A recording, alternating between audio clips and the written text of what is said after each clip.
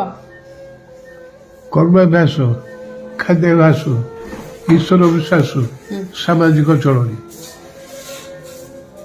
ଇଏ ହେଉଛି ଦେଶରେ କେବଳ ଓଡ଼ିଶା ପାଇଁ ସ୍ୱତନ୍ତ୍ର। ଓଡ଼ିଶା ସହିତ କିଛି ପରିମାଣରେ ସାମଞ୍ଜସ୍ୟ ଅଛି ପଶ୍ଚିମବଙ୍ଗଳା, ନହେଲେ ସାରା ଭାରତ ବର୍ଷରେ ଓଡ଼ିଶା ପଶ୍ଚିମବଙ୍ଗଳା ଏ ଦୃଷ୍ଟିରୁ ଏକ ଭିନ୍ନ। ଆଉ ଓଡ଼ିଶାରେ ଆଉ ଗୋଟେ ସେଗ୍ରିଗେଟ୍ ହେଲା 12 ମାସରେ 13 ପର୍ବ। ଆଗେ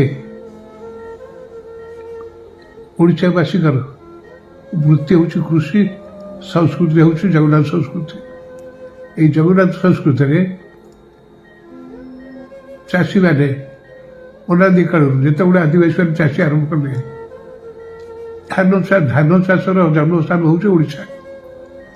ତ ଆଦିବାସୀମାନେ ଯେତେବେଳେ କୋରାପୁଟ ନବରଙ୍ଗପୁର ଅଞ୍ଚଳରେ ଜଙ୍ଗଲରୁ ଧାନ ଗଛକୁ ପାଇଲେ ଏବଂ ତାକୁ ବଢ଼ିକି ଦେଖିଲେ ସୁସ୍ୱାଦୁ ଲାଗୁଛି, ସେଇଦିନୁ ଚାଷ ହେଲା ପୁଣି ଚାଷ। ତେଣୁ କୁହାଯାଏ ଧାନର ଜନ୍ମସ୍ଥାନ ହେଉଛି ଓଡ଼ିଶା। ତେଣୁ ଏତେ ଜନ୍ମସ୍ଥାନ ଓଡ଼ିଶା ଏବଂ ସେମାନେ ନିଜ ଅନୁଭବରୁ ଚାହିଁଲେ ଯେ କେବେ ଧାନ ବୁଣିଲେ ଭଲ ହେବ। ଖରା ଟିକେ ହଳ କଲେ, ଅକ୍ଷୟ ତୃତୀୟା ଦିନକୁ ସ୍ଥିର କଲେ ସେଇଦିନ ମୁଠି ଜାଣିବେ, ଅର୍ଥାତ୍ ସେଇଦିନ ବିହନ ବୁଣିବେ। ସେଦିନ ଅକ୍ଷୟ ତୃତୀୟା ଦିନ ସକାଳୁ ଲଙ୍ଗଳ ନେଇକରି ବିଲକୁ ଯାଆନ୍ତି, ହଳ କରନ୍ତି, ଖରା ବେଳକୁ ଫେରନ୍ତି, ଗାଧେଇକରି ପଖାଳ ଖାଆନ୍ତି। ତାପରେ ଉପର ଗୁଡ଼ାକୁ କାନ୍ଧରେ କୁରାଡ଼ି ପକାଇ ଯାଆନ୍ତି ଜଙ୍ଗଲକୁ। କାହିଁକି ନା କେଉଁଠି ଫାଶୀ କାଠ ଅଛି, ସେ କାଠ କାଢ଼ି ଆଣିଲେ ଜଗନ୍ନାଥଙ୍କର ରଥ ତିଆରି ହେବ। ତେଣୁ ଅକ୍ଷୟ ତୃତୀୟା ଦିନ ମୁଠି କରନ୍ତି, ଧାନ ବୁଣା ହୁଏ। ସେଇଦିନ ଜଙ୍ଗଲରୁ ଜଗନ୍ନାଥଙ୍କ ରଥ କାଠ ଆସେ। ଇଏ ସିଗ୍ନିଫିକାନ୍ସ ଅନ୍ୟ କେଉଁ ଜାଗାରେ ନାହିଁ। ରଥ ତିଆରି ହୁଏ ଏବଂ ସେଇ ଅକ୍ଷୟ ତୃତୀୟା ଗଲା ପରେ ଆସେ ପଣା ସଂକ୍ରାନ୍ତି। ପଣା ସଂକ୍ରାନ୍ତି ପରେ ଆସେ ରଜ ବେଳେ ଝିଅମାନେ ଗୀତ ଗାଆନ୍ତି, ବର୍ଷ ଗୀତରେ ଆସିଛି ରଜଲ ଚାଲ ହବା ସଜବାଜ। ବୋଉମାନେ ଡାକନ୍ତି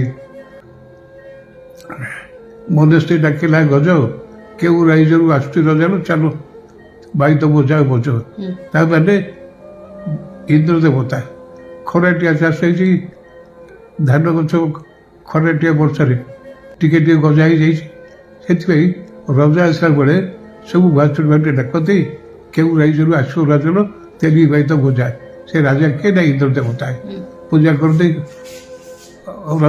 ରଜ ପାଳନ୍ତି ଏବଂ ଭୂମି ପୂଜା ହୁଏ।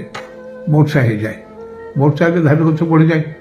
ଯେତେବେଳେ ଗହ୍ମାପୁନେଇ ହେବ ସେତେବେଳକୁ ଧାନ ବେଉଷଣ ସରିଥିବ।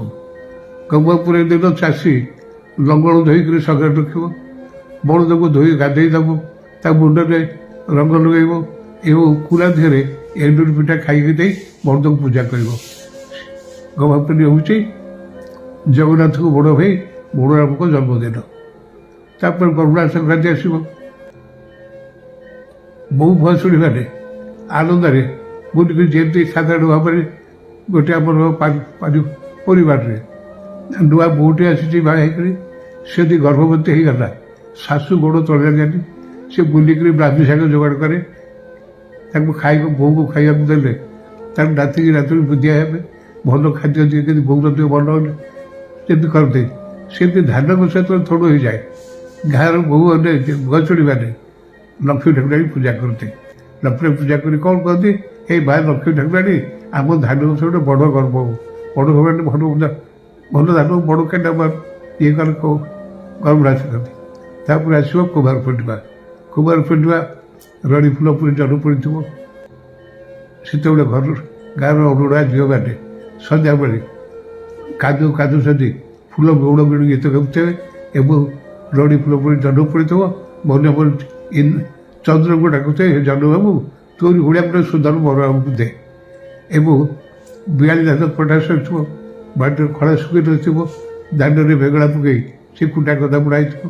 ଝିଅମାନେ ଯେତେବେଳେ ଖେଳିବେ, ଫୁଲ ଗୌଡ଼ ଗୀତ ଗାଇବେ, ଗାଁର ପୁଅମାନେ କ'ଣ କରିବେ, ସେ କୁଟାକୁ ନିଜ ଦେହରେ ବୋଡ଼ି ହେଇକରି ବାନ୍ଧିକରି ପାଳ ଭୂତ ହେଇକରି ତାକୁ ଡରେଇବେ। ବିଲ ଭାଇ ଭଉଣୀଙ୍କ ସମ୍ପର୍କ। ତାପରେ କୁମାର ପୂର୍ଣ୍ଣିମା ଆସିବ। ଡଙ୍ଗା ଭାସିବ, ଆକାଶ ହୁଏ ଗାଇବେ ଏବଂ ପୂର୍ବପୁରୁଷକୁ ଚଉଡ଼ କରିବେ।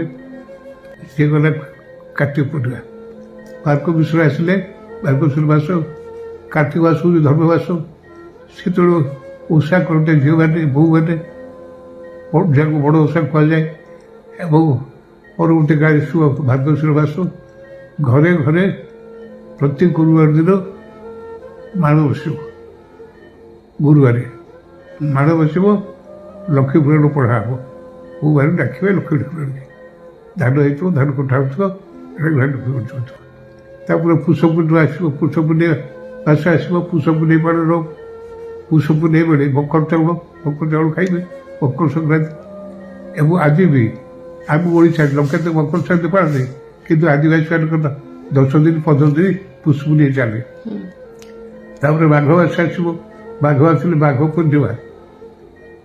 ସେଠି କ'ଣ ହେବ? ମାଘ ପୂର୍ଣ୍ଣିମାରେ ଅମାବାସ୍ୟାରେ ଜାଗର ହେବ। ଜାଗର ପରେ ପୂର୍ଣ୍ଣିମା ଆସିବ। ମାଘ ପୂର୍ଣ୍ଣିମା ଅଗ୍ନି ଦେବତାଙ୍କୁ ପୂଜା ହେବ।